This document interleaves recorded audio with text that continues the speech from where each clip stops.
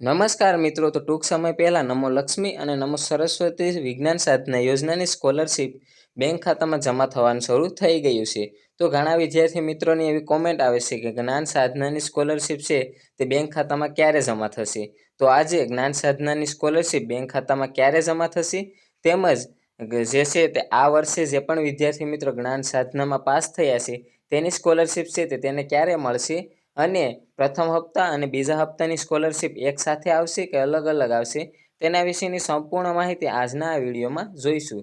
તો સૌપ્રથમ તમને જણાવી દઉં કે નમો લક્ષ્મી અને નમો સરસ્વતી વિજ્ઞાન સાધના યોજનાની સ્કોલરશિપની સાથે સાથે જ્ઞાન સાધના અને જ્ઞાન સેતુની સ્કોલરશિપ પર તમને જે છે તે તેની સાથે જ દર વર્ષે જે છે તે જમા કરવામાં આવતી હોય છે.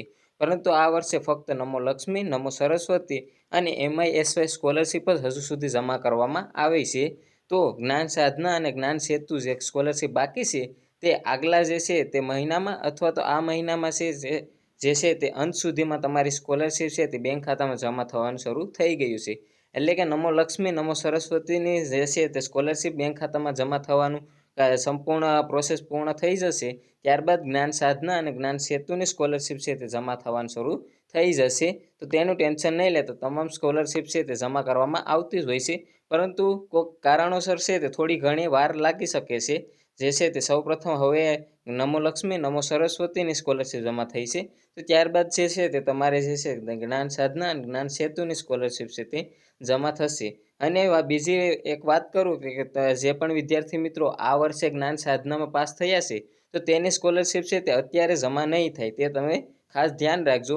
જે પણ વિદ્યાર્થી મિત્રો આ વર્ષે જે પાસ થયા છે તો તેની તમામ પ્રોસેસ પૂર્ણ થયા બાદ તેની સ્કોલરશિપ છે તે બીજા સત્રમાં આવશે. એટલે કે તમારું પ્રથમ સત્ર અત્યારે ચાલુ છે, ત્યારબાદ તમારું દિવાળી પછી જે છે તે બીજું સત્ર શરૂ થશે, ત્યારે તમારી જે છે તે આ વર્ષની સ્કોલરશિપ છે તે તમને જમા થશે. એટલે કે જે પણ વિદ્યાર્થી મિત્રો અત્યારે જ્ઞાન સાધનાની સ્કોલરશિપ માટે 2025-26માં પાસ થયા છે તો તેની સ્કોલરશિપ છે તે તેના બીજા સત્ર ચાલુ થશે, એટલે ત્યારબાદ તેની સ્કોલરશિપ છે તે જમા કરવામાં આવતી હોય છે.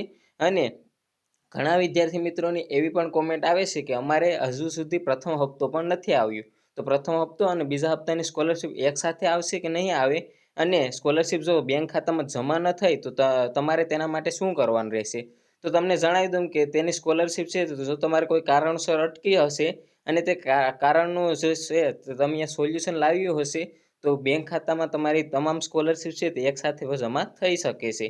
એટલે કે પ્રથમ હપ્તા અને બીજા હપ્તાની સ્કોલરશિપ એકસાથે તમને મળી શકે છે. તમને જે છે તમારે કઈ કારણસર સ્કોલરશિપ અટકી છે તે તમારે નિરાકરણ તેનું લાવવું પડશે. એટલે કે જે પણ પ્રોબ્લેમ આવતું હોય તે પ્રોબ્લેમનું તમારે સોલ્યુશન આવી જાય એટલે કે તમારી સ્કોલરશિપ છે તે એકસાથે જમા કરવામાં આવે છે. બાકી તો કે બીજા હપ્તાની સ્કોલરશિપ ઘણા વિદ્યાર્થી મિત્રોને જે છે તે પ્રથમ હપ્તો મળી ગયો છે, તો બીજા હપ્તાની સ્કોલરશિપ છે તે ટૂંક સમયમાં તમારા બેંક ખાતામાં જમા થવાનું શરૂ થશે. અને જો તમારી સ્કોલરશિપ જમા ન થતી હોય તો એક વખત તમે જે પણ સ્કૂલમાં અભ્યાસ કરતા હોય તે સ્કૂલમાંથી પણ થોડી ઘણી માહિતી લઈ લેવી કે તમારું કઈ પ્રોસેસના કારણે અટક્યું છે. કારણ કે સ્કૂલમાં જે છે તે સ્કૂલ લોગિન કરી અને તમારી સંપૂર્ણ માહિતી તેમાં જણાવવામાં આવી જશે. અને જો ત્યાંથી પણ સોલ્યુશન ન જાય તો તમારા જે જિલ્લા કચેરીના DO કચેરી હોય છે ત્યાં તમારે DO કચેરીમાંથી તમારે કોન્ટેક્ટ કરી લેવાનું છે, કેમ કે ત્યાંથી પણ તમારું આ તમામ સ્કોલરશિપ જમા ન થાય તો તેનું સોલ્યુશન થઈ જતું હશે. અને તમારે સ્કોલરશિપ જમા ન થવાનું એક કારણ એ પણ હોઈ શકે છે કે તમારા બેંક ખાતા જે છે તે આધાર કાર્ડ સાથે અને તમારું DBT એનેબલ ન હોય તો પણ તમારી સ્કોલરશિપ છે તે અટકી શકે છે. એટલે કે તમારા બેંક ખાતામાં જે છે તે તમારે DBT જે છે તે ફરજિયાત ચાલુ રાખવું પડશે. DBT છે તેના માધ્યમથી છે તે સ્કોલરશિપ છે તે દર વર્ષે બેંક ખાતામાં જમા થતી હોય છે. તો જો તમારું DBT ચાલુ ન હોય તો પણ તમારી સ્કોલરશિપ છે તે અટકી શકે છે. તો તે બાબતનું પણ તમે બેંકે એક વખત જઈ અને ત્યાંથી પણ તમે જે છે તે તેનું જે છે તે માહિતી મેળવી લેજો. અને બાકી વાત કરું તો કે જે પણ વિદ્યાર્થી અત્યારે જે છે તેનું કોઈ પણ પ્રકારનું આ વેબસાઇટના માધ્યમથી નવી અપડેટ આવી નથી. તમે અહીં જોઈ શકો છો કે કોઈ પણ મેરિટ યાદીનું હજુ સુધી કોઈ નવી અપડેટ આવી નથી, ફાઇનલ મેરિટ લિસ્ટની. અને ત્યારબાદ અહીં પણ જોઈ શકો છો જ્ઞાન સાધનાના અપડેટમાં પણ કોઈ પણ પ્રકારની નવી અપડેટ આવી નથી. તો તે જ્યારે પણ કોઈ પણ અન્ય નવી અપડેટ આવશે તમારે આ જ્ઞાન સાધના સ્કોલરશિપ વિશેની, તો ત્યાં હું વિડીયોના માધ્યમથી તમને જે છે તે જાણ કરતો રહીશ. સમયસર જ્યારે પણ આવશે ત્યારે તેની પણ માહિતી હું જાણ કરતો રહીશ. અને તમને પણ વિગતવાર માહિતી જોતી હોય આ સ્કોલરશિપની કે અન્ય, તો આ જે વેબસાઇટ છે GSSYJU છે ત્યાંથી તમને તમામ માહિતી મળી જશે.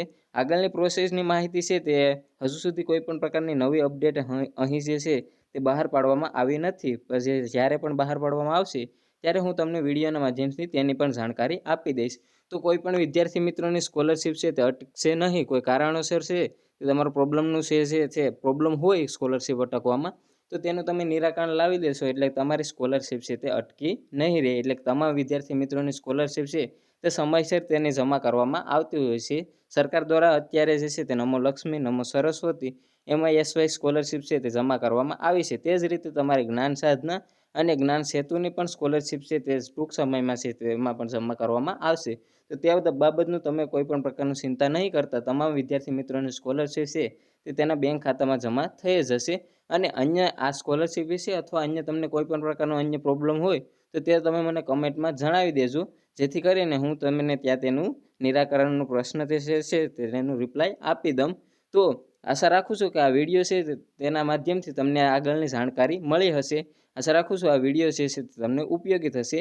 આ વિડીયો પસંદ આવ્યો તો વિડીયોને લાઇક કરજો, શેર કરજો અને મારી ચેનલને સબસ્ક્રાઈબ કરી લેજો, જેથી કરીને આવનારી તમામ આ સ્કોલરશિપ અને અન્ય માહિતીની જાણ તમને સૌપ્રથમ અને સરળતાથી પ્રાપ્ત થાય. મળીએ નવા વિડીયો સાથે. જય હિન્દ, જય ભારત.